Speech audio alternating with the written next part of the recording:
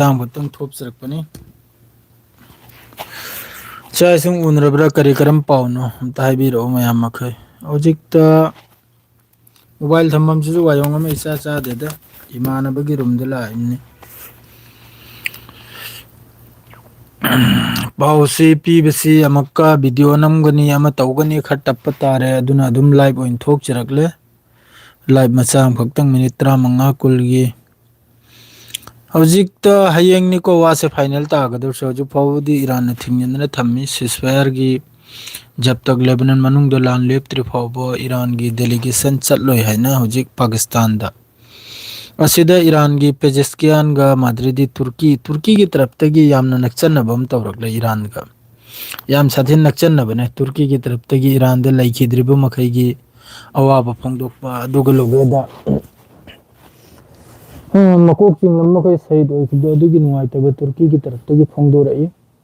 ꯑꯗꯨꯒ ꯍꯧꯖꯤꯛ ꯏꯔꯥꯟꯅ ꯃꯥꯏ ꯄꯥꯛꯄꯁꯤꯒꯤꯁꯨ ꯇꯨꯔꯀꯤꯒꯤ ꯇꯔꯞꯇꯒꯤ ꯊꯥꯒꯠꯂꯛꯏꯀꯣ ꯊꯥꯒꯠꯂꯛꯄ ꯃꯥꯅꯦ ꯌꯥꯝꯅ ꯑꯩꯈꯣꯏꯒꯤ ꯍꯔꯥꯎꯔꯛꯄ ꯍꯥꯏꯕꯗꯣ ꯁꯥꯄꯣꯔꯠꯁꯦ ꯌꯥꯝꯅ ꯁꯥꯊꯤꯕ ꯁꯥꯄꯣꯔꯠ ꯑꯃ ꯎꯕ ꯐꯪꯉꯦꯕ ꯇꯨꯔꯀꯤꯒꯤ ꯇꯔꯞꯇꯒꯤꯅꯦ ꯏꯔꯥꯟ ꯑꯃꯁꯨꯡ ꯇꯨꯔꯀꯤꯁꯦ ꯍꯧꯖꯤꯛꯇ ꯑꯗꯩꯗꯤ ꯁꯣꯝꯗ ꯏꯁꯇ꯭ꯔꯦꯠ ꯑꯣꯐ ꯍꯣꯔꯃꯨꯁꯁꯤ ꯄꯨꯔꯥ ꯏꯔꯥꯟꯒꯤ ꯀꯟꯇ꯭ꯔꯣꯜꯗꯅꯤ hello bro I am back peace be upon you ꯀꯔꯤ ꯀꯔꯤꯅꯣ ꯃꯌꯥꯝ ꯑꯃ ꯀꯣꯃꯦꯟꯁꯤ ꯂꯥꯛꯈ꯭ꯔꯦ ꯃꯌꯥꯝ ꯀꯝ ꯇꯧꯅꯔꯤꯒꯦ ꯅꯍꯥꯟ ꯃꯃꯥꯡꯗ ꯂꯥꯏꯚ ꯑꯃꯁꯨ ꯊꯣꯛꯂꯛꯂꯝꯕꯅꯤ ꯃꯗꯣ ꯍꯧꯖꯤꯛꯇꯤ ꯑꯩ ꯏꯃꯥꯟꯅꯕ ꯑꯃꯈꯛꯀꯤ ꯔꯨꯝꯗ ꯂꯥꯛꯏꯕꯅꯤ ꯃꯁꯥ ꯈꯔ ꯉꯝꯗꯦ ꯑꯗꯨ ꯗꯥꯛꯇꯔ ꯆꯠꯀꯅꯤꯕꯅꯤ ꯑꯗꯨ ꯃꯥꯏ ꯒꯥꯔꯤ ꯂꯩꯇꯕꯅꯤꯅ ꯑꯩ ꯒꯥꯔꯤꯗꯨꯒ ꯆꯠꯂꯁꯦ ꯍꯥꯏꯅ ꯑꯗꯨ ꯏꯔꯨ ꯃꯥꯏꯊꯔꯤ ꯃꯥ ꯑꯗꯩ ꯆꯥꯛꯁꯨ ꯊꯣꯡꯒꯠꯂꯝꯈꯤ ꯀꯥꯏꯅ ꯊꯣꯡꯒꯠꯂꯤ ꯑꯗꯨꯒ ꯍꯣꯁꯄꯤꯇꯥꯜꯗ ꯑꯝꯇꯪ ꯃꯥꯒꯤ ꯆꯦꯛꯑꯞ ꯀꯔꯤ ꯀꯔꯤꯅꯣ ꯇꯧꯍꯜꯒꯅꯤ ꯑꯗꯨꯅꯤ ꯃꯗꯨ ꯁꯣꯝꯗ ꯄꯣꯠ ꯆꯩꯁꯤꯁꯨ ꯌꯥꯝꯅ ꯇꯥꯡꯂꯦꯅꯦ ꯏꯇꯥꯎꯁꯤꯡ ꯉꯁꯤ ꯆꯅꯝ ꯀꯤꯂꯣꯗ ꯂꯨꯄꯥ 10 ꯌꯧꯈ꯭ꯔꯦ ꯔꯧ ꯉꯥ ꯍꯥꯟꯅ ꯂꯨꯄꯥ 13-15 ꯄꯤꯔꯝꯕꯗꯨ ꯀꯤꯂꯣ ꯑꯃꯒꯤ ꯉꯥ ꯀꯔꯥꯛꯇ ꯍꯧꯖꯤꯛꯁꯤꯗ ꯀꯤꯂꯣꯗ ꯂꯨꯄꯥ 19 ꯌꯧꯈ꯭ꯔꯦ ꯔꯤꯌꯦꯜꯗ ꯄꯣꯠ ꯆꯩꯁꯨ ꯌꯥꯝ ꯁꯥꯊꯤꯟ ꯇꯥꯡꯂꯦ ꯏꯁꯇ꯭ꯔꯦꯠ ꯑꯣꯐ ꯍꯣꯔꯃꯨꯁꯁꯤ ꯊꯤꯡꯕꯅ ꯃꯔꯝ ꯑꯣꯏꯔꯒ ꯏꯁꯇ꯭ꯔꯦꯠ ꯑꯣꯐ ꯍꯥꯔꯃꯨꯁꯀꯤ ꯀꯟꯇ꯭ꯔꯣꯜꯁꯤ ꯄꯨꯔꯥ ꯍꯧꯖꯤꯛ ꯏꯔꯥꯟꯒꯤ ꯃꯈꯨꯠꯇꯅꯤ ꯑꯦꯗꯒꯤ ꯖꯦꯠ ꯐꯥꯎꯕ ꯏꯁꯇ꯭ꯔꯦꯠ ꯑꯣꯐ ꯍꯥꯔꯃꯨꯁꯀꯤ ꯀꯟꯇ꯭ꯔꯣꯜꯁꯦ ꯄꯨꯔꯥ ꯏꯔꯥꯟꯒꯤ ꯃꯈꯨꯠꯇꯅꯤꯀꯣ ꯑꯁꯤꯁꯨ ꯍꯥꯡꯍꯟꯕꯒꯤ ꯃꯈꯣꯏ ꯌꯥꯝꯅ ꯀꯟꯅ ꯍꯣꯠꯅꯔꯝꯂꯦ ꯅꯦꯇꯣ ꯈꯔ ꯄꯥꯏꯖꯟꯗꯅ ꯑꯃꯦꯔꯤꯀꯥꯅ ꯑꯗꯨꯁꯨ ꯍꯥꯡꯕ ꯉꯝꯍꯧꯈꯤꯗ꯭ꯔꯦ ꯍꯧꯖꯤꯛ ꯋꯥꯔꯤꯁꯤ ꯌꯥꯝꯅ ꯅꯨꯡꯉꯥꯏꯔꯛꯀꯗꯧꯔꯤ ꯌꯥꯝ ꯁꯥꯊꯤꯟ ꯅꯨꯡꯉꯥꯏꯔꯛꯀꯗꯧꯔꯤ ꯃꯈꯥ ꯇꯥꯕ ꯋꯥꯔꯤ ꯃꯈꯩꯁꯦ ꯖꯤꯁꯇꯔꯥ ꯍꯧꯖꯤꯛ ꯏꯔꯥꯟꯅ ꯃꯥꯏꯀꯩ ꯃꯔꯤꯗ ꯀꯔꯤꯒꯨꯝꯕ ꯍꯌꯦꯡꯒꯤ ꯃꯤꯇꯤꯡꯁꯤꯗ ꯏꯁꯇ꯭ꯔꯦꯠ ꯑꯣꯐ ꯍꯥꯔꯃꯨꯁꯀꯤ ꯃꯇꯥꯡꯗ ꯈꯔ ꯏꯁꯇ꯭ꯔꯦꯠ ꯑꯣꯐ ꯍꯥꯔꯃꯨꯁ ꯑꯃꯁꯨꯡ ꯃꯈꯣꯏꯒꯤ ꯌꯨꯔꯦꯅꯤꯌꯝ ꯏꯟꯔꯤꯁꯃꯦꯟ ꯑꯗꯩꯗꯤ ꯕꯦꯂꯦꯁꯇꯤꯛ ꯃꯤꯁꯥꯏꯜ ꯄꯣꯠ ꯑꯍꯨꯝꯁꯤꯒꯤ ꯃꯔꯝꯗ ꯍꯌꯦꯡ ꯀꯔꯤꯒꯨꯝꯕ ꯋꯥ ꯅꯩꯅꯔꯛꯄ ꯇꯥꯔꯒꯗꯤ ꯍꯌꯦꯡꯒꯤ ꯃꯈꯣꯏ ꯋꯥꯔꯤ ꯁꯥꯟꯅꯕꯁꯤ ꯑꯩ ꯋꯥꯈꯜꯗ ꯀꯥꯏꯕꯒꯤ ꯆꯥꯟꯁ ꯂꯩꯀꯣ ꯍꯥꯎ ꯑꯥꯔ ꯌꯨ ꯑꯜꯍꯝꯗꯨꯂꯤꯜꯂꯥ ꯉꯁꯤꯗꯤ ꯃꯦꯁꯦꯖ ꯃꯈꯩꯁꯦ ꯑꯝꯇꯪ ꯄꯥꯊꯒꯦꯀꯣ ꯍꯥꯏ ꯕ꯭ꯔꯣ ꯏꯂꯤꯌꯥꯁ ꯑꯂꯤ ꯖꯥꯎꯜ ꯍꯛ ꯆꯥꯛ ꯆꯥꯔꯕ꯭ꯔ ꯕ꯭ꯔꯣ ꯆꯥꯗ꯭ꯔꯤ ꯃꯤꯔꯣꯔ ꯖꯁꯇꯤꯃꯤꯔ ꯍꯥꯏ ꯍꯥꯎ ꯑꯥꯔ ꯌꯨ ꯏꯃꯥꯝ ꯑꯂꯤ ꯈꯥꯃꯤꯅꯤ ꯀꯩꯅꯣꯅꯦ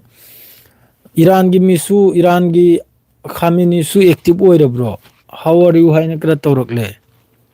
ꯀꯔꯝꯕ ꯏꯇꯥꯎꯅꯣ ꯏꯃꯥꯝ ꯑꯂꯤ ꯈꯥꯃꯤꯅꯤ ꯑꯩꯈꯣꯏꯁꯨ ꯌꯥꯝ ꯁꯥꯊꯤꯅ ꯅꯨꯡꯁꯤꯔꯤꯕꯅꯤ ꯏꯃꯥꯝ ꯍꯧꯖꯤꯛꯀꯤ ꯑꯂꯤ ꯈꯥꯃꯤꯅꯤꯁꯦ ꯃꯍꯥꯛ ꯁꯍꯤꯠ ꯑꯣꯏꯈꯤꯕꯁꯨ ꯌꯥꯝ ꯅꯨꯡꯉꯥꯏꯇꯦ ꯅꯨꯃꯤꯠ 40ꯅꯤ ꯁꯨꯈ꯭ꯔꯦ ꯌꯥꯝꯅ ꯆꯥꯎꯅ ꯇꯦꯍꯔꯥꯟꯗ ꯑꯗꯨꯒꯤ ꯅꯨꯡꯉꯥꯏꯇꯕ ꯐꯣꯡꯗꯣꯛꯈꯤ ꯇꯦꯍꯔꯥꯟꯒꯤ ꯂꯝꯕꯤ ꯈꯨꯗꯤꯡꯗ ꯊꯣꯛꯂꯒ ꯇꯦꯍꯔꯥꯟꯒꯤ ꯄꯥꯕ꯭ꯂꯤꯛ ꯄꯨꯝꯅꯃꯛ ꯏꯔꯥꯟ ꯈꯥꯃꯤꯅꯤꯒꯤ ꯃꯊꯛꯇ ꯗꯨꯋꯥ ꯇꯧꯈꯤ ꯁꯤꯒꯤ ꯇꯟꯖꯥꯁꯤꯗ ꯂꯤꯠ ꯊꯧꯔꯤꯁꯤ ꯑꯩꯈꯣꯏꯒꯤ ꯃꯨꯂꯨꯛꯅꯤꯀꯣ ꯏꯟꯗꯤꯌꯥꯅꯤ ꯍꯧꯖꯤꯛ ꯌꯥꯝ ꯁꯥꯊꯤꯅ ꯀꯅꯥꯝꯇꯅ ꯍꯪꯕꯤꯗ꯭ꯔꯦ ꯀꯅꯥꯝꯇꯅ ꯚꯥꯎ ꯕꯤꯠꯁꯤ ꯄꯤꯕꯤꯗ꯭ꯔꯦ ꯏꯟꯗꯤꯌꯥꯒꯤ ꯃꯤꯗꯤꯌꯥꯁꯨ ꯌꯥꯝ ꯁꯥꯊꯤꯟ ꯇꯦꯟꯁꯟꯅꯤ ꯍꯧꯖꯤꯛꯇ ꯀꯔꯤꯒꯤ ꯍꯥꯏꯗꯤ ꯁꯤꯁ ꯐꯥꯌꯔꯁꯤ ꯄꯥꯀꯤꯁꯇꯥꯟꯒꯤ ꯇꯔꯞꯇꯒꯤ ꯇꯧꯔꯤꯕꯅꯤꯗꯣ ꯑꯦꯝꯗꯤ ꯋꯥꯏ ꯗꯣꯟ ꯌꯨ ꯔꯤꯗ ꯃꯥꯏ ꯀꯣꯃꯦꯟ ꯑꯦꯝꯗꯤ ꯐꯤꯔꯨꯁ ꯅꯍꯥꯛꯀꯤ ꯀꯣꯃꯦꯟꯗꯨ ꯈꯔ ꯑꯩ ꯊꯦꯡꯅꯗ꯭ꯔꯤ ꯀꯔꯣꯝ ꯆꯠꯈ꯭ꯔꯕꯅꯣ ꯅꯍꯥꯛꯀꯤ ꯀꯣꯃꯦꯟꯗꯨ ꯀꯣꯃꯦꯟ ꯈꯔ ꯂꯥꯛꯇꯦꯗ ꯑꯩꯉꯣꯟꯗ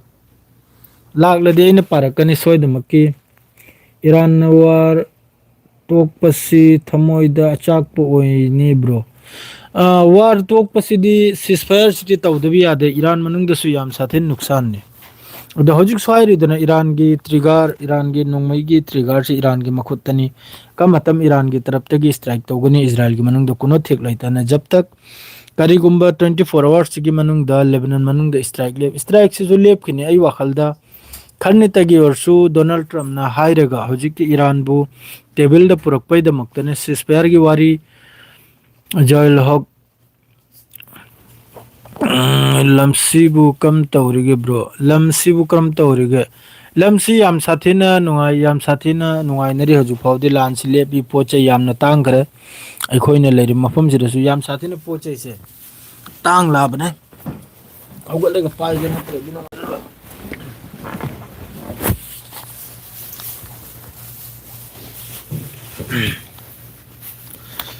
ꯄꯣꯠ ꯆꯩꯁꯤ ꯇꯥꯡꯂꯦ ꯑꯃ ꯇꯥꯡꯂꯦ ꯑꯩꯈꯣꯏꯅ ꯂꯩꯔꯤꯕ ꯃꯐꯝꯁꯤꯗꯁꯨ ꯌꯥꯝ ꯁꯥꯊꯤꯅ ꯄꯣꯠ ꯆꯩ ꯑꯃ ꯖꯣꯇꯣ ꯄꯣꯠ ꯆꯩ ꯐꯣꯜ ꯃꯣꯜ ꯑꯃ ꯂꯥꯛꯏꯕ ꯃꯄꯥꯟꯗꯒꯤ ꯂꯣꯏꯅ ꯇꯥꯡꯂꯦ ꯍꯧꯖꯤꯛ ꯀꯔꯤꯒꯤ ꯍꯥꯏꯕꯗꯤ ꯉꯁꯥꯏꯒꯤ ꯏꯁꯇ꯭ꯔꯦꯠ ꯑꯣꯐ ꯍꯥꯔꯃꯨꯁꯁꯦ ꯊꯤꯡꯕꯅ ꯃꯔꯝ ꯑꯣꯏꯔꯒꯅꯦ ꯄꯣꯠꯁꯦ ꯇꯥꯡꯖꯜꯂꯤꯝꯅꯥꯕ ꯕ꯭ꯔꯣ ꯅꯨꯡꯉꯥꯏꯔꯤꯕ꯭ꯔꯣ ꯅꯨꯡꯉꯥꯏꯔꯤ ꯑꯗꯨ ꯂꯥꯟꯁꯤ ꯂꯦꯞꯀꯅꯤ ꯍꯥꯏꯕ ꯊꯥꯖꯗꯦ ꯏꯔꯥꯟꯒꯤ ꯇꯔꯞꯇꯒꯤꯁꯨ ꯏꯖ꯭ꯔꯥꯏꯜꯒꯤ ꯇꯔꯞꯇꯒꯤꯁꯨ ꯑꯦꯛꯆꯨअली ꯃꯈꯣꯏꯒꯤ ꯃꯛꯁꯠ ꯍꯥꯏꯕꯕꯨ greater ꯏꯖ꯭ꯔꯥꯏꯜ someone is by English are they from outside ꯇꯤꯛ ꯌꯨꯝꯅꯥꯝ ꯅꯪꯁꯨ ꯏꯖ꯭ꯔꯥꯏꯜꯒꯤ ꯆꯩ ꯆꯥꯕꯗ ꯌꯥꯎꯈꯤꯅꯤ ꯆꯦꯛꯁꯤꯜꯂꯨ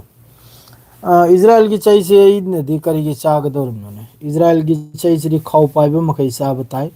ꯃꯤꯅꯥꯏ ꯃꯈꯩ ꯆꯥꯕ ꯇꯥꯏ ꯑꯩꯈꯣꯏꯗꯤ ꯍꯛꯇ ꯂꯩꯕ ꯃꯤꯅꯤ ꯑꯩꯈꯣꯏꯗꯤ ꯀꯔꯤꯒꯤ ꯆꯩ ꯆꯥꯒꯗꯧꯔꯤ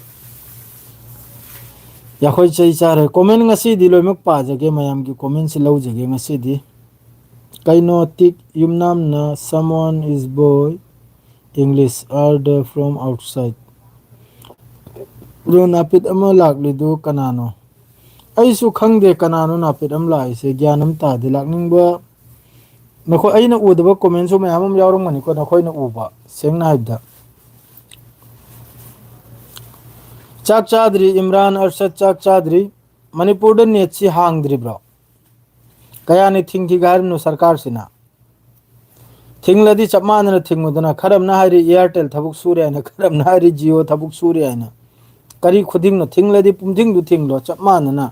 ꯉꯁꯥꯏꯁꯨ ꯔꯤꯜ ꯑꯃ ꯑꯩ ꯊꯦꯡꯅꯔꯝꯃꯤ ꯑꯍꯜ ꯑꯃꯈꯛꯀꯤ ꯃꯌꯨꯝꯗ ꯃꯣꯕꯥꯏꯜ ꯃꯔꯤ ꯂꯩꯕꯗ ꯃꯥꯒꯤ ꯖꯤꯑꯣꯗꯨꯇꯅ ꯊꯕꯛ ꯁꯨꯗ꯭ꯔꯤꯕ ꯏꯌꯥꯔꯇꯦꯜ ꯃꯣꯕꯥꯏꯜ ꯑꯍꯨꯝ ꯑꯃ ꯊꯕꯛ ꯁꯨꯏ ꯍꯥꯏꯅ ꯀꯝꯄ꯭ꯂꯦꯟ ꯇꯧꯔꯛꯂꯝꯃꯤꯅꯦ ꯀꯅꯥꯅꯣ ꯑꯃ ꯍꯥꯏꯗꯣꯏꯁꯤꯗꯤ ꯏꯖ꯭ꯔꯥꯏꯜꯒꯤ ꯆꯩꯗꯤ ꯍꯨꯔꯥꯟꯕ ꯀꯣꯏꯅ ꯆꯥꯒꯗꯕꯅꯤ ꯕ꯭ꯔꯣ ꯁꯤꯁꯐꯥꯌꯔꯁꯦ ꯍꯧꯖꯤꯛ ꯐꯥꯎꯕ ꯏꯔꯥꯟꯒꯤ ꯇꯔꯞꯇꯒꯤ ꯀꯥꯞ ꯊꯤꯟꯕ ꯂꯩꯇꯦ ꯏꯔꯥꯟ ꯃꯅꯨꯡꯗꯁꯨ ꯏꯁꯇ꯭ꯔꯥꯏꯛ ꯇꯧꯔꯛꯄ ꯀꯔꯤꯝꯇ ꯂꯩꯇꯦ ꯏꯔꯥꯟ ꯑꯃꯁꯨꯡ ꯑꯃꯦꯔꯤꯀꯥ ꯍꯧꯖꯤꯛ ꯄꯨꯔꯥ ꯄꯨꯝꯂꯦꯞꯅꯤ ꯏꯖ꯭ꯔꯥꯏꯜꯒꯁꯨ ꯄꯨꯝꯂꯦꯞꯅꯤ ꯑꯗꯨꯃꯛꯄꯨ ꯏꯖ꯭ꯔꯥꯏꯜꯒꯤ ꯇꯔꯞꯇꯒꯤ ꯑꯌꯨꯛꯇ ꯂꯦꯕꯅꯟ ꯃꯅꯨꯡꯗ ꯌꯥꯝꯅ ꯆꯥꯎꯅ ꯏꯁꯇ꯭ꯔꯥꯏꯛ ꯇꯧꯈ꯭ꯔꯦ ꯖꯤꯑꯣ ꯌꯥꯗꯦ ꯕ꯭ꯔꯣ ꯁꯤꯁꯐꯥꯌꯔꯒꯤ ꯋꯥꯏꯐꯥꯏ ꯈꯛ ꯌꯥꯏ ꯋꯥꯏꯐꯥꯏ ꯌꯥꯏ ꯏꯪꯂꯤꯁ ꯁꯞꯄꯣꯔꯠ ꯇꯧꯕꯤꯔꯛꯎ ꯕ꯭ꯔꯣ ꯅꯧꯅ ꯍꯥꯡꯕꯅꯤ ꯑꯣꯀꯦ ꯑꯩꯒꯤꯁꯨ ꯁꯞꯄꯣꯔꯠ ꯇꯧꯕꯤꯔꯣ ꯏꯟꯁꯥꯜꯂꯥ ꯇꯧꯔꯛꯀꯦ ꯁꯣꯏꯗꯅꯃꯛꯀꯤ ꯇꯧꯔꯛꯀꯦ ꯃꯣꯕꯥꯏꯜꯗꯤ ꯌꯥꯗ꯭ꯔꯤ ꯃꯥꯅꯤ ꯃꯁꯤ ꯃꯈꯣꯏꯒꯤ ꯇꯥꯏꯅꯐꯝꯅꯤ ꯏꯟꯇꯔꯅꯦꯠꯁꯤꯗ ꯈꯪꯉꯤꯕ꯭ꯔꯥꯅꯦ ꯁꯤ ꯍꯥꯟꯅꯗꯒꯤꯅꯤ ꯀꯔꯤ ꯍꯥꯏꯕꯗꯤ ꯁꯔꯀꯥꯔꯗꯣ ꯑꯦꯛꯁꯄꯣꯖ ꯑꯣꯏꯗꯧꯔꯤꯕ ꯀꯔꯤ ꯍꯥꯏꯕꯗꯤ ꯖꯤꯁꯇ꯭ꯔꯥ ꯍꯧꯖꯤꯛꯀꯤ ꯃꯈꯣꯏꯒꯤ ꯂꯩꯔꯤꯕ ꯁꯦꯟꯇ꯭ꯔꯦꯜ ꯐꯣꯔꯁ ꯑꯣꯏꯒꯦꯔꯥ ꯑꯃ ꯐꯣꯔꯁ ꯑꯣꯏꯒꯦꯔꯥ ꯑꯗꯨꯅ ꯄꯥꯕ꯭ꯂꯤꯛꯀꯤ ꯃꯊꯛꯇ ꯀꯥꯞ ꯊꯤꯟꯗꯅ ꯇꯤꯌꯥꯔ ꯒꯦꯁ ꯑꯃ ꯇꯧꯕꯗꯣ ꯑꯗꯨ ꯑꯦꯛꯁꯄꯣꯖ ꯑꯣꯏꯔꯅꯤ ꯍꯥꯏꯅ ꯑꯗꯨꯒꯤꯗꯨ ꯊꯤꯡꯉꯤꯕꯅꯤ ꯑꯃꯦꯔꯤꯀꯥ ꯏꯖ꯭ꯔꯥꯏꯜꯁꯤꯅ ꯍꯦꯛ ꯄ꯭ꯔꯤꯊꯤꯕꯤꯗꯒꯤ ꯃꯨꯠꯇ꯭ꯔꯤ ꯐꯥꯎꯗꯤ ꯁꯥꯟꯇꯤ ꯁꯤꯗ ꯑꯃꯦꯔꯤꯀꯥ ꯅꯠꯇꯦ ꯖꯕ ꯇꯛ ꯏꯖ꯭ꯔꯥꯏꯜ ꯃꯨꯠꯇ꯭ꯔꯤ ꯐꯥꯎꯕ ꯃꯤꯗꯜ ꯏꯁꯇ ꯑꯣꯏꯒꯦꯔꯥ ꯑꯦꯅꯤ ꯃꯐꯝꯗ ꯑꯣꯏꯒꯦꯔꯥ ꯁꯥꯟꯇꯤ ꯂꯥꯛꯂꯣꯏ ꯖꯁꯥ ꯃꯐꯝꯗꯁꯨ ꯏꯖ꯭ꯔꯥꯏꯜ ꯂꯩꯔꯤ ꯐꯥꯎꯕ ꯀꯗꯥꯏꯗꯁꯨ ꯁꯥꯟꯇꯤ ꯂꯥꯛꯂꯣꯏ ꯃꯈꯣꯏꯁꯤꯅ ꯃꯩ ꯊꯥꯔꯤꯕꯅꯤ ꯃꯈꯣꯏꯒꯤ ꯃꯦꯟ ꯃꯛꯁꯠ ꯍꯥꯏꯕꯨ ꯒ꯭ꯔꯦꯇꯔ ꯏꯖ꯭ꯔꯥꯏꯜ ꯁꯦꯝꯕ ꯑꯁꯤꯅꯤ ꯃꯈꯣꯏꯒꯤ ꯃꯦꯟ ꯃꯛꯁꯠ ꯑꯗꯨꯅꯅꯤ ꯂꯥꯟ ꯁꯨꯡꯂꯦꯞ ꯂꯦꯞꯇ꯭ꯔꯤꯕ ꯍꯥꯏ ꯃꯈꯣꯏꯒꯤ ꯗꯤꯐꯦꯟꯁ ꯃꯤꯅꯤꯁꯇꯔꯒꯤ ꯇꯔꯞꯇ ꯍꯥꯏꯔꯤꯗꯣ ꯇꯥꯗ꯭ꯔꯣ ꯁꯤꯁꯐꯥꯌꯔꯒ ꯀꯔꯤꯝꯇ ꯂꯩꯇꯦ ꯑꯩꯈꯣꯏ ꯂꯥꯟ ꯂꯦꯞꯂꯣꯏ ꯍꯥꯏꯅ ꯁꯣꯝꯗꯅ ꯅꯦꯇꯟꯌꯥꯍꯨꯅ ꯍꯥꯏꯔꯤ ꯂꯥꯟ ꯂꯦꯞꯄꯒꯤ ꯋꯥꯔꯤ ꯆꯦ ꯊꯥꯈ꯭ꯔꯦ ꯁꯤꯅꯤ ꯅꯣꯇꯤꯁ ꯊꯥꯈ꯭ꯔꯦ ꯁꯤꯅꯤ ꯑꯗꯨꯒꯤ ꯃꯇꯨꯡꯗ ꯑꯃꯨꯛꯀ ꯗꯤꯐꯦꯟꯁ ꯃꯤꯅꯤꯁꯇꯔꯒꯤ ꯇꯔꯞꯇꯒꯤ ꯀꯩꯅꯣꯝꯗꯨ ꯂꯥꯛꯏꯕꯅꯤ ꯁꯤꯗ ꯍꯧꯖꯤꯛ ꯁꯥꯎꯠ ꯀꯣꯔꯤꯌꯥꯒꯤꯁꯨ ꯃꯤꯑꯣꯏ ꯈꯔ ꯏꯔꯥꯟꯗ ꯃꯈꯣꯏꯒꯤ ꯃꯤꯑꯣꯏ ꯈꯔ ꯆꯠꯂꯒ ꯐꯪꯅꯕꯩ ꯋꯥꯅꯤꯀꯣ ꯃꯈꯣꯏꯒꯤ ꯗꯦꯂꯤꯒꯦꯁꯟ ꯈꯔ ꯑꯃ ꯀꯔꯤꯒꯤ ꯍꯥꯏꯕꯗꯤ ꯏꯁꯇ꯭ꯔꯦꯠ ꯑꯣꯐ ꯍꯥꯔꯃꯨꯁꯁꯤꯗ ꯄꯨꯔꯥ ꯏꯔꯥꯟꯒꯤ ꯀꯟꯇ꯭ꯔꯣꯜꯅꯤ ꯑꯦꯗꯒꯤ ꯖꯦꯠ ꯐꯥꯎꯕ ꯄꯨꯔꯥ ꯀꯟꯇ꯭ꯔꯣꯜꯅꯤ ꯑꯗꯨꯒ ꯍꯧꯖꯤꯛꯁꯤꯗ ꯂꯣꯏꯅꯃꯛꯁꯨ ꯇꯦꯛꯁ ꯂꯥꯡ ꯄꯩꯁꯥ ꯄꯤꯔꯒ ꯖꯍꯥꯖ ꯊꯣꯛꯄ ꯅꯍꯤ ꯅꯨꯃꯤꯠꯇ ꯍꯧꯖꯤꯛ ꯐꯥꯎꯕꯗ ꯖꯍꯥꯖ 100ꯒꯤ ꯃꯊꯛꯇ ꯐꯥꯁꯤꯗꯨꯅ ꯂꯩ ꯏꯁꯇ꯭ꯔꯦꯠ ꯑꯣꯐ ꯍꯣꯔꯃꯨꯁꯇ ꯉꯁꯤ ꯅꯨꯃꯤꯠꯇ ꯖꯍꯥꯖ 6ꯂ ꯀꯩꯅꯣ ꯈꯛꯇꯅ ꯄꯥꯁ ꯑꯣꯏꯈ꯭ꯔꯤꯁꯦ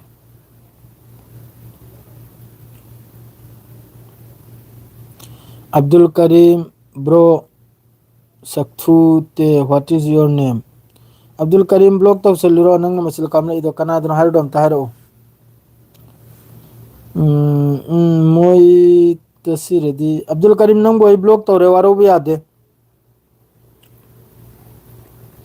मिस्टर अब्दुल करीम मिनाई नंबो इन ब्लॉक तोरे नंग हौजी ब्रो सक्थु ग्रा हाइरे दु करिगिनो से अब्दुल करीम से तो मयाम तो वारा वातुम तो बिको सिकुम्बा मचुम चाबा खर लेबिसे याम वागदौरिदा मरी दगी थोमजिल्लदी उत ओइनी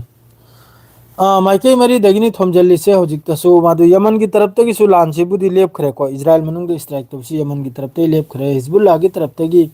मखोइन अयुक स्ट्राइक तरुप मतुंग हिजबुल्लाह की तरफ तगी रॉकेट ब्रेक अमा मादुरसु याम साथिने मखोइगी गाड़ी गुरा मखोइगी एक्स ता लाइको मखोइगी गाड़ी गुरा अमा मतोइबगी वा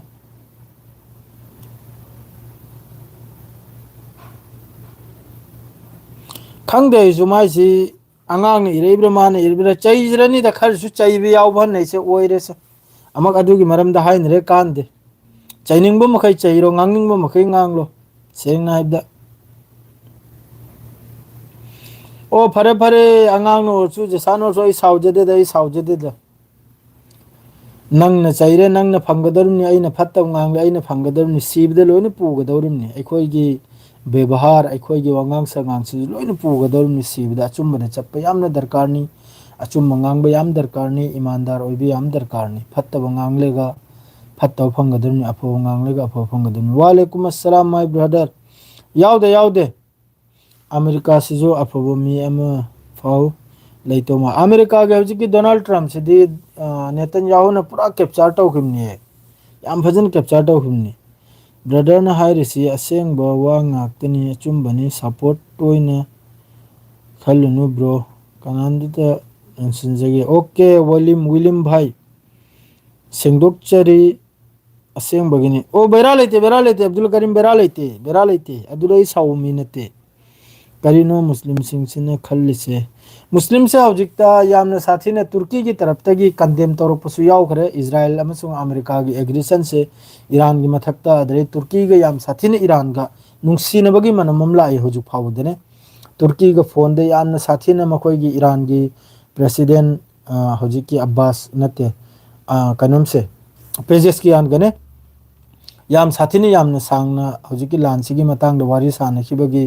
प्रेस टीवी दा अद्रेदी ट्विटर दा महोइगी तेहरान टाइम्स दा फोंगदोरई याम फजन वारी सानखिबगी मादरे सिसफायर की मतंग दसु यामना नक्सललकपा मा करिगुम मथंगी लान थोगलकपा कांददी करिगुम सिसफायर सि चाइराइन खल्लो आबने सिसफायर सि चाइरगा करिगुम ईरान गा हंदक लान तौनरकपा कांददी लान की फिफम से मोम ओलगनी करिगाइबदी हौजिकता अखोइने लैरिबा मफम सिगसु ईरान गा वारी सानखरे याम फजना अद्रेदी कतर की तरफ तगिसु हौजिक ईरान की जोतो सिदा खाव पाइरम मखैसे करिगाइबदी सिदा लैरिबो बेस मखैसे अमेरिका की बेस मखैसिदी ईरान ने पूरा तुतेली थबुक सुबगी अम फाव थमद्रे थबुक सुबगी आइबदी थबुक सुबा अम फाव यावद्राबने थबुक सुबा असिदगी मखोइगी एयरक्राफ्ट पाइबा मखोइगी जेट फाइटर पाइबगी हालत तो अम फाव लेत्रे अदुना मखोइसिगिसु सिक्योरिटी दी मथौ ताइदुना अदुना हौजि ईरान की खाव पाइरिबा हौजिने ईरान की अमक चमचागिरी तौरिबा अदुना मथंगी लान थोगलकपददी 12 डेज सिगी मतुंग 14 डेज सिगी मतुंग करिगुम्बा इजराइल अमसुंग अमेरिका ना ईरान की मथक्ते हेंजलबो थबुक तौरकप तारगदी मथंगददी याम साथिन नुंगाइरनी यामना साथिन नै थोकलनी ईरान ना याम साथिन हौजिकसु ईरान दा याम साथिन लैरी खुचु खुला याम साथिन लैरिसिनी अदुगा मनुंगदसु सिम खांगोको ईरान की यूरेनियम इन्वेस्टमेंट से लेपते हौजिकसु लेपते सिसु असाई अमेरिका की मखोगी ट्विटर हम खप्तने थेंगना एनी टाइम द ईरान ना डिसीजन लाउथोरकप याइसिनी न्यूक्लियर टेस्ट तौरानी एनी टाइम द टेस्ट तौरकपगी चांस लैसिनी अदुना यामना साथी हौजिकी मवंग से असिननि अमेरिका ना अथुब द 14 डेज सिसफायर सिद ईरान गा अलेपो वामनाय होगैन खल्ली से यूरेनियम गी ओइगर सोइदमके हयेंग यूरेनियम की मतंग दसु नइनरकनी अद्रैदी वालेकुम अस्सलाम चाक चाद्री हाफिज यूरेनियम की मतंग द नइनरकनी मखोइगी बैलिस्टिक मिसाइल की मतंग द नइनरकनी सोइदमके हेंगी मिफम सिद ईरान अमेरिका की तरफ तगी अद्रे ईरान न मागे 10 पॉइंट दी बैलिस्टिक मिसाइल सु यावदे मद्रेदी मखोइगी हजिकी यूरेनियम इन्वेस्टमेंट की मतंग दसु यावदे असले यावरी मखैसि लोइन ईरान की फेवर द गांगतनाबा ईरान की मथक द टैक्स हटाइबा अद्रे स्ट्रेट ऑफ हार्मुस ईरान न पूरा कंट्रोल अद्रेदी स्ट्रेट ऑफ हार्मुस ते लोखत पैसा दनबु ईरान मनुंग द सोखरिबा काइखरिबा असि पुनमक्सी आइगिदी जियोपॉलिटिक्स दा यामना ngaujabani kuirabani ꯂꯧꯔꯤꯁꯦ ꯁꯤꯗ ꯂꯣꯏꯅ ꯖꯤꯑꯣ ꯄꯣꯂꯤꯇꯤꯛꯁ ꯉꯥꯛꯇꯅꯤꯀꯣ ꯇꯧꯅꯔꯤꯁꯦ ꯁꯤꯒꯤ ꯑꯦꯔꯤꯌꯥꯁꯤꯗ ꯄꯥꯀꯤꯁꯇꯥꯟꯒꯤ ꯅ꯭ꯌꯨꯀ꯭ꯂꯤꯌꯔ ꯁꯤꯕꯨ ꯃꯨꯁꯂꯤꯝ ꯅꯦꯁꯟ ꯑꯗꯨꯗꯤ ꯑꯗꯨꯝ ꯃꯃꯤꯡꯒꯤ ꯊꯝꯃꯤꯕꯅꯤꯗ ꯇꯨꯔꯀꯤꯁꯨ ꯑꯂꯨ ꯄꯥꯏꯕ ꯃꯥꯅꯤ ꯇꯨꯔꯀꯤꯁꯨ ꯑꯂꯨꯅꯤ ꯃꯥꯗꯨ ꯑꯂꯨ ꯑꯣꯏꯔꯁꯨ ꯌꯥꯝ ꯁꯥꯡꯅ ꯋꯥꯔꯤ ꯁꯥꯟꯅꯈ꯭ꯔꯦ ꯀꯟꯗꯦꯝ ꯇꯧꯈ꯭ꯔꯦ ꯑꯦꯒ꯭ꯔꯦꯁꯟ ꯑꯣꯏꯔꯛꯏꯁꯦ ꯍꯧꯖꯤꯛ ꯖꯁꯇꯔ ꯌꯦꯡꯉꯨꯁꯤꯗ ꯇꯨꯔꯀꯤꯒꯤꯁꯨ ꯈꯔ ꯌꯥꯎꯔꯤ ꯃꯥꯒꯤ ꯒ꯭ꯔꯦꯇꯔ ꯏꯖ꯭ꯔꯥꯏꯜꯁꯤꯗꯅꯦ ꯇꯨꯔꯀꯤꯁꯨ ꯈꯔ ꯌꯥꯎꯔꯤ ꯂꯦꯕꯅꯟ ꯌꯥꯎꯔꯤ ꯏꯔꯥꯟ ꯌꯥꯎꯔꯤ ꯏꯔꯥꯛ ꯌꯥꯎꯔꯤ ꯑꯁꯤ ꯃꯈꯩꯁꯦ ꯃꯥꯁꯨ ꯆꯥꯗ꯭ꯔꯤ ꯑꯦꯝꯗꯤ ꯍꯥꯔꯤꯁ ꯆꯥꯗ꯭ꯔꯤ ꯆꯥꯛ ꯃꯥꯁꯨ ꯍꯧꯖꯤꯛ ꯒ꯭ꯌꯥꯟꯗꯣ ꯇꯥꯔꯛꯏꯕꯅꯥꯕ ꯇꯂꯞ ꯇꯂꯞ ꯒ꯭ꯌꯥꯟ ꯇꯥꯔꯛꯏꯕꯅꯥꯕ ꯁꯣꯏꯔꯦ ꯕ꯭ꯔꯣ ꯆꯥꯈ꯭ꯔꯦ ꯆꯥꯗ꯭ꯔꯤꯗ ꯑꯕꯗꯨꯜ ꯀꯔꯤꯝ ꯆꯥꯗ꯭ꯔꯤ ꯆꯥꯛ ꯆꯥꯗ꯭ꯔꯤ ꯃꯈꯣꯏꯁꯨ ꯒ꯭ꯌꯥꯟꯗꯣ ꯇꯥꯔꯛꯏꯕꯅꯥꯕꯅꯦ ꯍꯧꯖꯤꯛ ꯇꯂꯞ ꯇꯂꯞꯅꯦ ꯒ꯭ꯌꯥꯟꯗꯣ ꯂꯪꯊꯔꯛꯏꯕꯅꯤꯗꯣ ꯃꯤꯗꯜ ꯏꯁꯁꯤꯗ ꯀꯔꯤ ꯍꯥꯏꯕꯗꯤ ꯉꯥꯛꯅꯤꯡꯉꯥꯏꯒꯤ ꯕꯦꯁ ꯂꯥꯡꯗꯨꯔꯤ ꯏꯔꯥꯟꯅ ꯇꯣꯏꯊꯣꯛꯈ꯭ꯔꯦ ꯔꯥꯗꯥꯔ ꯍꯥꯏꯔꯦ ꯇꯣꯏꯔꯦ ꯃꯤꯁꯥꯏꯜ ꯍꯥꯏꯔꯦ ꯇꯣꯏꯔꯦ ꯃꯈꯣꯏꯒꯤ ꯃꯐꯝꯁꯤꯁꯨ ꯍꯧꯖꯤꯛ ꯑꯩꯈꯣꯏꯒꯤ ꯃꯐꯝꯁꯤꯅ ꯍꯥꯏꯔꯛꯏꯁꯤꯅꯕꯨ ꯑꯩꯈꯣꯏꯅ ꯂꯩꯔꯤꯕ ꯃꯐꯝꯁꯤꯗꯒꯤ ꯖꯤद्ꯗꯥ ꯌꯧꯅ ꯃꯈꯣꯏꯒꯤ ꯄꯥꯏꯞ ꯂꯥꯏꯟ ꯑꯃ ꯆꯠ ꯌꯥꯕꯅꯦ ꯊꯥꯎꯒꯤ ꯑꯗꯨ ꯀꯔꯛꯇꯣ ꯄꯨꯡꯇꯣꯏ ꯇꯣꯏꯈ꯭ꯔꯦ ꯑꯗꯨꯗꯩꯗꯤ ꯀꯇꯔꯒꯤ ꯍꯧꯖꯤꯛꯀꯤ ꯂꯁꯐꯥꯟ ꯍꯥꯏꯕ꯭ꯔꯥ ꯀꯔꯤ ꯍꯥꯏ ꯃꯣꯏꯒꯤ ꯍꯧꯖꯤꯛꯀꯤ ꯒꯦꯁ ꯐꯦꯁꯤꯂꯤꯇꯤꯗꯣ ꯆꯍꯤ 5-6 ꯊꯕꯛ ꯁꯨꯗꯕꯩ ꯋꯥꯅꯤ ꯌꯥꯝ ꯁꯥꯊꯤꯅ ꯂꯣꯏꯅ ꯃꯆꯤꯟ ꯊꯤꯈ꯭ꯔꯤꯕꯅꯤ ꯏꯟꯇꯔꯁꯦꯞ ꯇꯧꯋꯤ ꯑꯗꯨ ꯇꯧꯋꯤ ꯍꯥꯏꯒ꯭ꯔꯥꯛꯇꯣ ꯂꯣꯏꯅ ꯑꯣꯏꯗꯕ ꯋꯥ ꯉꯥꯛꯇꯅꯤ ꯏꯕꯨꯡꯉꯣ ꯉꯁꯤꯒꯤ ꯀꯣꯃꯦꯟ ꯑꯃꯨꯛꯇ ꯌꯦꯡꯗ꯭ꯔꯤ ꯏꯖ꯭ꯔꯥꯏꯜ ꯀꯟꯇ꯭ꯔꯤ ꯈꯨꯖꯤꯟ ꯃꯔꯨꯞ ꯄꯥꯛꯄꯗꯣ ꯍꯧꯖꯤꯛ ꯐꯥꯎꯕ ꯂꯣꯏꯗ꯭ꯔꯤꯕꯨ ꯏꯔꯥꯟ ꯐꯨꯜ ꯁꯞꯄꯣꯔꯠ ꯇꯧꯖꯔꯤ ꯑꯩ ꯀꯣꯃꯦꯟ ꯂꯣꯏꯅ ꯄꯥꯔꯤꯗ ꯈꯔ ꯑꯃꯁꯨ ꯍꯥꯏꯠ ꯑꯣꯏꯌꯦ ꯑꯣꯇꯣꯃꯦꯇꯤꯛ ꯍꯥꯏꯠ ꯑꯣꯏꯌꯦ ꯅꯨꯡꯉꯥꯏꯔꯤꯕ꯭ꯔꯣ ꯁꯣꯝꯕꯨ ꯅꯨꯡꯉꯥꯏꯔꯤ ꯈꯔ ꯑꯃꯁꯨ ꯍꯥꯏꯠ ꯑꯣꯏ ꯈꯨꯖꯤꯜ ꯄꯥꯛꯄ ꯏꯖ꯭ꯔꯥꯏꯜꯗꯨ ꯃꯥꯒꯤꯁꯨ ꯀꯥꯕꯛ ꯑꯃ ꯂꯣꯏꯈ꯭ꯔꯕꯅꯤ ꯁꯣꯏꯗꯃꯛꯀꯤ ꯃꯥꯒꯤꯁꯨ ꯊꯣꯛꯂꯛꯀꯅꯤ ꯄꯥꯎ ꯕ꯭ꯔꯣ ꯑꯩꯒꯤ ꯀꯣꯃꯦꯟ ꯄꯥꯕ ꯌꯥꯝꯅ ꯅꯨꯡꯉꯥꯏ ꯊꯦꯡꯛ ꯌꯨ ꯄꯥꯖꯔꯤ ꯂꯣꯏꯅꯃꯛꯀꯤ ꯃꯣꯏꯒꯤ ꯀꯟꯗꯦꯝ ꯑꯗꯨꯗꯤ ꯄꯦꯅꯥ ꯃꯥꯏꯕꯨꯡ ꯃꯥꯅꯤ ꯃꯈꯣꯏꯒꯤ ꯀꯣꯟꯗꯦꯝ ꯃꯈꯩꯁꯤꯗꯤ ꯁꯤꯗ ꯃꯤꯗꯜ ꯏꯁꯇ ꯂꯩꯔꯤꯕ ꯏꯁꯂꯥꯃꯤꯛ ꯀꯟꯇ꯭ꯔꯤ ꯃꯈꯩꯅ ꯍꯧꯖꯤꯛ ꯋꯦꯁ ꯕꯦꯡꯗ ꯁꯦꯇꯂꯔ 34 ꯑꯦꯄ꯭ꯔꯨꯞ ꯇꯧꯈ꯭ꯔꯦ ꯋꯦꯁ ꯕꯦꯡꯗ ꯁꯦꯇꯂꯔ ꯃꯈꯩꯒꯤ ꯚꯤꯂꯦꯖ ꯌꯨꯝ 34 ꯏꯖ꯭ꯔꯥꯏꯜꯒꯤ ꯇꯔꯞꯇꯒꯤ ꯑꯦꯄ꯭ꯔꯨꯞ ꯇꯧꯈ꯭ꯔꯦ ꯑꯣ ꯑꯥꯏ ꯁꯤꯒꯤ ꯇꯔꯞꯇꯒꯤ ꯀꯟꯗꯦꯝ ꯂꯥꯛꯏ ꯇꯨꯔꯀꯤꯁꯨ ꯄꯋꯥꯔ ꯂꯩꯕ ꯂꯩꯕꯥꯛꯅꯤ ꯇꯨꯃꯤꯟꯅ ꯂꯩꯁꯤꯟꯕ ꯅꯨꯡꯉꯥꯏꯇꯦ ꯃꯥꯅꯤ ꯑꯁꯦꯡꯕꯅꯤ ꯂꯦꯕꯅꯥꯟꯒꯤꯗꯃꯛ ꯏꯔꯥꯟꯅ ꯀꯔꯤ ꯇꯧꯔꯛꯄ ꯌꯥꯏꯕ꯭ꯔꯣ ꯂꯦꯕꯅꯥꯟꯒꯤꯗꯃꯛꯇ ꯏꯔꯥꯟ ꯍꯥꯏꯔꯁꯤꯗꯤ ꯏꯔꯥꯟꯅ ꯂꯦꯕꯅꯥꯟꯒꯤ ꯏꯆꯜ ꯏꯆꯥ ꯏꯌꯥꯝꯕ ꯏꯅꯥꯎ ꯂꯦꯕꯅꯟꯒꯤꯗꯃꯛꯇ ꯏꯔꯥꯟ ꯂꯦꯞꯏꯁꯤꯅꯤ 24 ꯑꯋꯥꯔ ꯑꯔꯥꯡꯅꯁꯨ ꯏꯔꯥꯟꯒꯤ ꯇꯔꯞꯇꯒꯤ ꯏꯁꯇ꯭ꯔꯥꯏꯛ ꯇꯧꯈ꯭ꯔꯅꯤꯅ ꯏꯖ꯭ꯔꯥꯏꯜ ꯃꯅꯨꯡꯗ ꯁꯤꯗ ꯄꯥꯀꯤꯁꯇꯥꯟ ꯏꯖꯤꯞ ꯁꯥꯎꯗꯤ ꯇꯨꯔꯀꯤ ꯃꯈꯣꯏ ꯃꯈꯩꯁꯤꯅ ꯊꯤꯡꯉꯤꯝꯅꯥꯕ ꯃꯈꯣꯏ ꯃꯈꯩꯁꯤꯅ ꯊꯤꯡꯉꯤꯝꯅꯤ ꯑꯔꯥꯡꯅꯁꯨ ꯂꯣꯏꯈ꯭ꯔꯅꯤꯝꯅꯤ ꯏज्ꯖꯠ ꯈꯪꯉꯨ ꯊꯣꯛꯂꯒ ꯒ꯭ꯔꯥꯎꯟ ꯑꯣꯄꯔꯦꯁꯟ ꯇꯧꯒꯗꯝꯃꯤ ꯏꯖ꯭ꯔꯥꯏꯜꯗꯨ ꯑꯗꯨꯒ ꯂꯣꯏꯁꯤꯟꯗ꯭ꯔꯗꯤ ꯌꯥꯔꯣꯏ ꯏꯔꯥꯟꯅ ꯏꯌꯥꯔꯗ ꯃꯥꯅꯤ ꯑꯁꯦꯡꯕꯅꯤ ꯑꯗꯨ ꯏꯔꯥꯟꯅ ꯑꯔꯥꯡ ꯍꯥꯏꯈ꯭ꯔꯦ ꯂꯦꯕꯅꯟꯒꯤꯗꯃꯛꯇ ꯏꯔꯥꯟ ꯂꯩꯁꯤꯅꯤ ꯖꯕꯇꯛ ꯂꯦꯕꯅꯟ ꯃꯅꯨꯡꯗ ꯁꯤꯁꯐꯥꯌꯔ ꯇꯧꯗ꯭ꯔꯤ ꯐꯥꯎꯕ ꯏꯔꯥꯟ ꯋꯥꯔꯤ ꯁꯥꯟꯅꯔꯣꯏ ꯌꯥꯕ ꯏꯔꯥꯟꯒꯤ ꯍꯧꯖꯤꯛꯀꯤ 14 ꯗꯦꯖꯀꯤ ꯃꯈꯣꯏꯒꯤ ꯁꯤꯁꯐꯥꯌꯔ ꯑꯣꯏꯔꯤꯁꯦ 2 ꯋꯤꯛꯁꯀꯤ ꯁꯤꯁꯐꯥꯌꯔꯁꯤ ꯏꯔꯥꯟ ꯍꯧꯖꯤꯛ ꯐꯥꯎꯕ ꯃꯥꯒꯤ ꯃꯤ ꯊꯥꯗ꯭ꯔꯤ ꯌꯥꯕ ꯋꯥꯔꯤ ꯁꯥꯟꯅꯕꯩꯗꯃꯛꯇ ꯑꯍꯥꯟꯕꯗ ꯂꯦꯕꯅꯟ ꯃꯅꯨꯡꯗ ꯁꯤꯁꯐꯥꯌꯔ ꯇꯧꯕ ꯃꯊꯧ ꯇꯥꯅꯕ ꯁꯤꯅꯤ ꯏꯔꯥꯟꯅ ꯍꯥꯏꯔꯤꯁꯦ ꯑꯗꯨ ꯑꯣꯏꯔꯗꯤ ꯏꯔꯥꯟꯁꯤ ꯂꯦꯕꯅꯟꯒꯤꯗꯃꯛꯇ ꯂꯦꯞꯂꯤꯕꯅꯕ ꯍꯧꯖꯤꯛꯁꯨ ꯏꯔꯥꯟꯁꯤꯅ ꯅ꯭ꯌꯨꯀ꯭ꯂꯤꯌꯔ ꯁꯨꯛꯁꯥ ꯁꯥꯗ꯭ꯔꯤꯁꯤ ꯑꯁꯤ ꯑꯩꯁꯨ ꯀꯣꯛ ꯁꯥꯖꯤꯜꯂꯛꯂꯦ ꯏꯔꯥꯟꯅ ꯍꯧꯖꯤꯛ ꯐꯥꯎꯕ ꯅ꯭ꯌꯨꯀ꯭ꯂꯤꯌꯔ ꯇꯦꯁ ꯇꯧꯗ꯭ꯔꯤꯕ ꯑꯃ ꯇꯧꯗ꯭ꯔꯤꯁꯦ ꯕ꯭ꯔꯣ ꯅ꯭ꯌꯨꯁꯇ ꯏꯖ꯭ꯔꯥꯏꯜ ꯍꯥꯏꯕꯤꯒꯅꯨ ꯑꯣꯀꯨꯄꯥꯏꯠ ꯃꯥꯅꯤ ꯑꯣꯀꯨꯄꯥꯏꯠ ꯐꯤꯂꯤꯁꯇꯤꯟ ꯌꯥꯝ ꯐꯖꯈ꯭ꯔꯕ ꯋꯥꯅꯤ ꯔꯦꯖꯋꯥꯟ ꯁꯦꯈ ꯅꯍꯥꯛꯅ ꯍꯥꯏꯔꯤꯁꯦ ꯌꯥꯝꯅ ꯐꯖꯈ꯭ꯔꯕ ꯊꯥꯒꯠꯅꯤꯡꯉꯥꯏ ꯋꯥꯐꯝꯅꯤ ꯃꯥꯅꯤ ꯑꯣꯀꯨꯄꯥꯏꯠ ꯐꯤꯂꯤꯁꯇꯤꯟꯅꯤ ꯃꯈꯣꯏꯁꯤ ꯑꯣꯀꯨꯄꯥꯏꯠ ꯀꯦꯅꯥꯟ ꯀꯔꯥ ꯍꯥꯏꯔꯁꯨ ꯌꯥꯔꯦ ꯐꯤꯂꯤꯁꯇꯤꯟ ꯍꯥꯏꯔꯁꯨ ꯌꯥꯔꯦ ꯇꯨꯔꯀꯤꯗꯨꯗꯤ ꯅ꯭ꯌꯨꯀ꯭ꯂꯤꯌꯔ ꯇꯨꯔꯀꯤꯗ ꯏꯌꯥꯔ ꯐꯣꯔꯁ ꯌꯥꯝ ꯁꯥꯊꯤꯅ ꯂꯤꯡꯉꯤ ꯇꯨꯔꯀꯤꯒꯤ ꯏꯌꯥꯔ ꯐꯣꯔꯁ ꯂꯤꯡꯉꯤ ꯇꯨꯔꯀꯤꯒꯤ ꯗ꯭ꯔꯣꯟ ꯀꯦꯄꯥꯁꯤꯇꯤ ꯌꯥꯝꯅ ꯂꯤꯡꯉꯤ ꯑꯁꯦꯡꯕ ꯋꯥꯅꯤ ꯇꯨꯔꯀꯤꯒꯤ ꯐꯣꯔꯁ ꯌꯥꯝ ꯁꯥꯊꯤꯅ ꯂꯤꯡꯉꯤ ꯃꯥꯁꯨ ꯎꯄꯥꯏꯁꯦ ꯂꯩꯇꯕ ꯅꯦꯇꯣꯗ ꯌꯥꯎꯔꯦ 1 ꯅꯝꯕꯔꯗ 2 ꯅꯝꯕꯔꯗ ꯃꯥꯁꯨ ꯀꯤꯔꯨꯝ ꯅꯥꯕ ꯀꯔꯤꯒꯤ ꯍꯥꯏꯕꯗꯤ ꯃꯥꯅ ꯂꯥꯟꯁꯤꯗ ꯌꯥꯎꯔꯛꯑꯗꯤ ꯂꯣꯏꯅꯃꯛ ꯑꯃꯨꯛꯀ ꯇꯨꯀ꯭ꯔꯥꯁꯨ ꯑꯣꯏꯈꯤꯕ ꯇꯥꯔꯤꯕ꯭ꯔꯥ ꯑꯣꯏꯈꯤꯕ ꯇꯥꯔꯤꯕ ꯍꯥꯏꯗꯤ ꯃꯥꯒꯤ ꯌꯥꯎꯖꯜꯂꯗꯤ ꯅꯦꯇꯣꯁꯨ ꯀꯥꯏꯔꯦ 1 ꯅꯝꯕꯔꯗ ꯑꯃꯦꯔꯤꯀꯥꯒꯤ ꯃꯤꯆꯪꯁꯦ ꯌꯥꯝꯈꯤꯗꯧꯔꯕ ꯑꯃꯨꯛꯀ ꯑꯃꯦꯔꯤꯀꯥ ꯅꯦꯇꯣ ꯃꯈꯩ ꯍꯧꯖꯤꯛ ꯑꯃꯦꯔꯤꯀꯥꯒꯤ ꯁꯥꯄꯣꯔꯠꯇ ꯂꯥꯛꯈꯤꯗ꯭ꯔꯤꯁꯤ ꯇꯨꯔꯀꯤꯒꯤ ꯇꯔꯞꯇꯩ ꯂꯥꯛꯈꯤꯗ꯭ꯔꯤꯕꯅꯤ 1 ꯅꯝꯕꯔꯗ 2 ꯅꯝꯕꯔꯗ ꯃꯤꯗꯜ ꯏꯁꯇ ꯏꯁꯂꯥꯃꯤꯛ ꯀꯟꯇ꯭ꯔꯤ ꯂꯩꯔꯤ ꯃꯈꯩꯁꯦ ꯑꯁꯤꯅ ꯏꯔꯥꯟꯅ ꯑꯁꯨꯛ ꯌꯥꯝꯅ ꯏꯁꯇ꯭ꯔꯥꯏꯛ ꯇꯧꯕꯩ ꯃꯇꯨꯡꯗꯁꯨ ꯃꯤꯗꯜ ꯏꯁꯀꯤ ꯀꯟꯇ꯭ꯔꯤ ꯃꯈꯩꯁꯤꯅ ꯏꯔꯥꯟꯒꯤ ꯃꯥꯏꯀꯩꯗ ꯂꯥꯟ ꯇꯧꯈꯤꯗꯕ ꯑꯁꯤꯅ ꯃꯔꯝ ꯑꯣꯏꯔꯒ ꯍꯧꯖꯤꯛꯀꯤ ꯅꯦꯇꯣ ꯃꯈꯩꯁꯤꯁꯨ ꯃꯅꯤꯡ ꯍꯟꯈ꯭ꯔꯤꯕꯅꯦꯕ ꯕ꯭ꯔꯣ ꯍꯟꯗꯛꯃꯛ ꯏꯖ꯭ꯔꯥꯏꯜ ꯑꯁꯤ ꯍꯟꯗꯛꯃꯛ ꯏꯖ꯭ꯔꯥꯏꯜꯁꯨ ꯌꯥꯝ ꯁꯥꯊꯤꯅ ꯂꯣꯁꯅꯦ ꯏꯖ꯭ꯔꯥꯏꯜꯒꯤꯁꯨ ꯀꯥꯕꯛ ꯑꯃ ꯂꯣꯏꯖꯤꯟꯈ꯭ꯔꯕꯅꯤ ꯍꯟꯗꯛ ꯂꯥꯟꯁꯤꯗ ꯀꯥꯕꯛ ꯑꯃ ꯊꯣꯛꯂꯛꯀꯅꯤ ꯑꯗꯨꯏꯁꯨ ꯄꯥꯎ ꯊꯣꯛꯂꯛꯀꯅꯤ ꯁꯕꯔ ꯇꯧ ꯏꯖ꯭ꯔꯥꯏꯜꯒꯤ ꯇꯦꯜ ꯑꯕꯤꯕ ꯍꯩꯐꯥ ꯕꯤꯔ ꯁꯦꯕꯥ ꯃꯈꯣꯏꯒꯤ ꯍꯧꯖꯤꯛꯀꯤ ꯑꯁꯤ ꯃꯈꯩꯁꯦ बीर तिकबाग्रादो करी करी ओइग्रमनो सोइमक्की पाउ थोलकनी लोइमक्की पाउ थोलकनी कयाम सीग्रमनो कयाम हेंगलिमनो एदगी जेट पाउ पाउ थोलकनी सोइदमुथ हजिक येंगु मिडिल ईस्ट ता लेरिबा कंट्री मखै थोलकदा ईरान ना हजिक की टोल टैक्स लौरनी हाइबसिदे स्ट्रेट ऑफ हार्मुज तगी पैसा उसल तौबा हौरनी हाइबसिदा मसा मसा की काइखिबा तोइखिबा लोइना फोंदोरकले हजिक आइगी पाइपलाइन काइखरे आइगी गैस फैसिलिटी लोइखरे आइगी ऑयल फैसिलिटी लोइखरेना असाइगी टोल टैक्स तो अदुना मखोइगिसु मरम पत्ती दो सेम सागत पदो ईरान की तरफ ते खजी खराक फंगनी राइन ईरान ने पीबी दो मखोइबु मिनाई मखोइबु ईरान ने एंगी गदोरिब्रो सिरसु एंगलोय सिरसु एंगलो ईरान ने मसागी ने हाने सेंगबो सागत तौरसे अदुगा ईरान की अदुगुंबा टैक्स तुने ईरान की हजिक की missile program ballistic missile program असी ईरान की दी पूरा ईद कुंबनी ने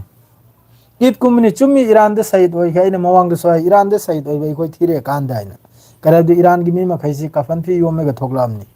सिदोक लगायना अदुनबु लान मतलब खुले आमद सोरोक तो कोई रिदु उद्रो ईरान की मकोक चिंगलम मखै लोइने सोरोकता लोइने फ्री दे चपने अदुना नि सहीद ओइख्रिदो ईरान की सुप्रीम लीडर अली खमीनी महाकपु बंकर मनुंग दे चत ख्वाइब कांदा महाकना सवाल तौखे है मोहि आईआरजीसी के हजिकी मागी सिक्योरिटी अमा मनुदा आइगी प्रजा सुयंबा 8 मिलियन 9 मिलियन 10 मिलियन लेसे असि पुन मक्सिबु नखोय बंकर मनुंग दा हापनम गनिना मखोय मखैबु हापलदि आइसु चंगे हायरम याय अदुगनी सहीद ओइग्रिदो हजिकी ईरान की सुप्रीम लीडर न सहीद ओइग्रिदो अदुम हायरमेगा सहीद ओइग्रिम अदोदि मखोय की थमोय मखोय की दिल से एंग्रो कयम अदुना लेबनान हुंदेकलोंग गनिरो हुंदोकलोय लेबनान के जब तक सेसफायर तौद्रि फाव ईरान वारी सानरोय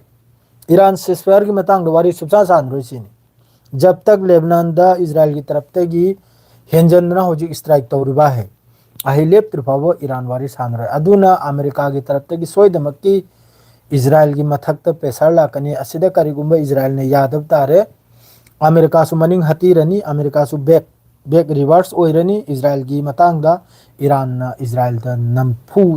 स्ट्राइक तौगदर मित तुम कापचन दौर इजराइल दा मित तुम लेगा हंदक ते ऐसा खुकाबनी हंदक ते लोइमक के सपोर्ट खरगल फंग लेदना इजराइल ना हजि हेंजल इबा इजराइल ना तौरम खजि लोइमक सु खंगलाबा ज्ञान तारे इमनाबा तलब तलब चाक चारे इमनाबा हजिकता ममांगदना बुगुलामी खल्लुराबा हजि लोइना खंगलानी खरखल करी मोंगदना इदो लोइमक खंगलकदौरम अदुगा 14 डेज सिदा अमेरिका तनते खुजु खुलाई लोट तौदोरसे ईरान सु लोट तौदोरमनी वालेकुम अस्सलाम ईरान सु मागी खुचु खुलाई मागी मिसाइल मागी ड्रोन मफम मफम द पूरा हजिक रेडी द से लोइमक उरिमनी इजराइल सु उरमगनी अमेरिका सु उरमगनी ईरान की मिसाइल सी जुंखतना लैखराब से लोइमक खंगलम गदौरम थोम लो हाइबा कांद थोम गिदौरम काप लो हाइबा कांद काप गिदौरम अदुगुमी फिफमनी लोइमक नक्चन रैमनी अल्हम्दुलिल्लाह ने खोय मयामगी दो हयेंग से फाइनल वा खंगनी हयेंग ही नुमदांग से सोयनमकी खंगनी इजराइल की तरफ ते करी तौरपनो ईरान की तरफ ते करी तौरपना हाइबदो सोयदमकी खंगनी नसीगी लोइना लाइव अमा तौरमनी फेसबुक ते यार मखै मयाम शेयर तौ लोइना अद्रो हायरममनी वा पुनमक नॉर्थ ईस्ट की मतंग लोइगेरा मिडिल ईस्ट की मतंग लोइगेरा काबक अमाइना हायरममनी काबक अमा नॉर्थ ईस्ट तो ओइरिबा थौदोक मखै से करी सुदादे लाइमनो Kanan तौहलिमनो लोइना हायरममनी ngasi di huiduna greater Israel da kumthre mani mohoi na handai kumthrim ni mohoi gi greater Israel makturi haidre gane Lebanon manung da lan tawba lep loi sini hojik haire se makoina adu me kaino mohoi greater Israel makhoi gi adu policy duni duna seng seng bida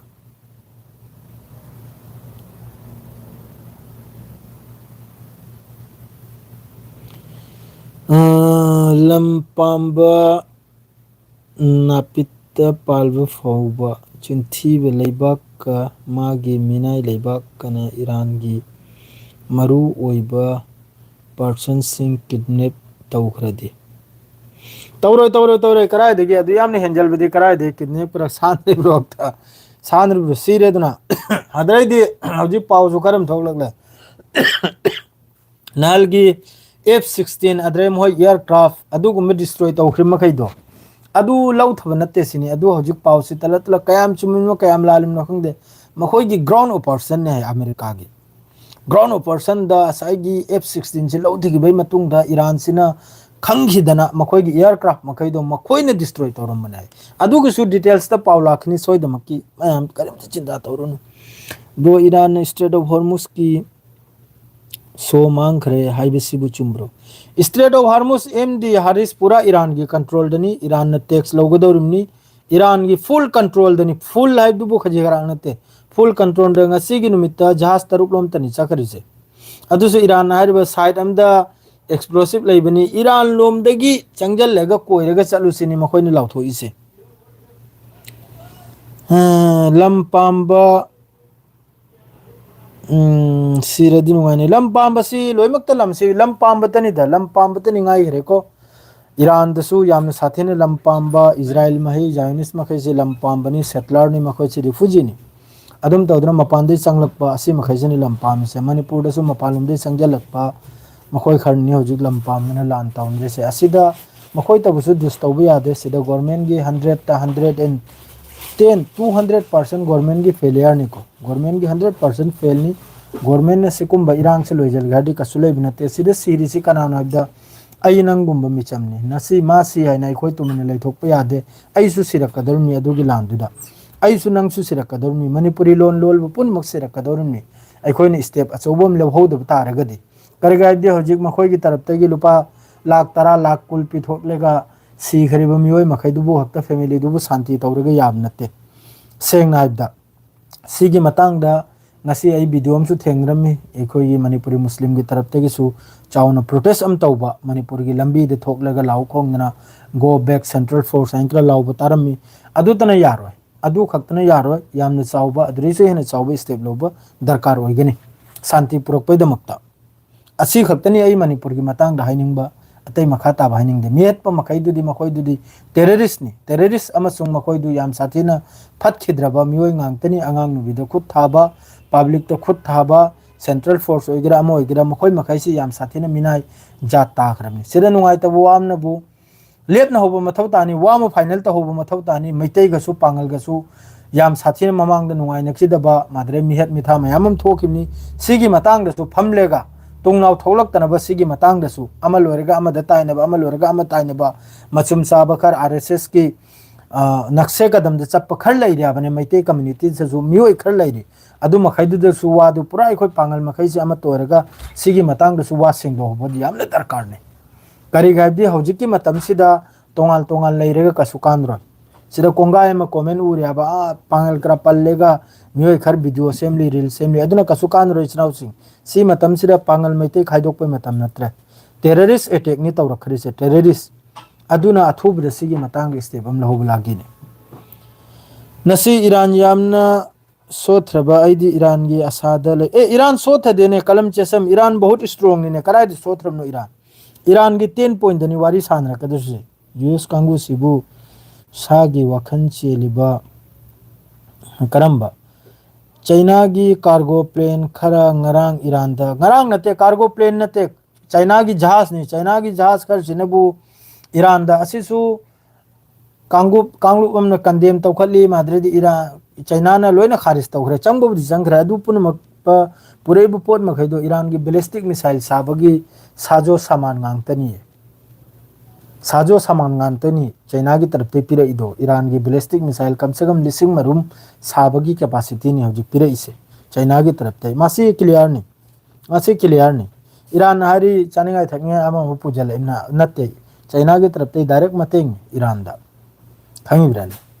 अदुनी तावसिंग अमसेसु आइगी room partner अमसेसु लोइरे मादुना आइसु हजिक थोक आगे hospital चक्कन नि ma'am वरु बिबी आते सियार ग्लोजर इंशाल्लाह एको Iran ना याम साथिना win नि ईरान ना लान ngamni अमेरिका बु वारी दे पुरे इसे ईरान खक्तन नि पुरे इसे अतै कनाम तना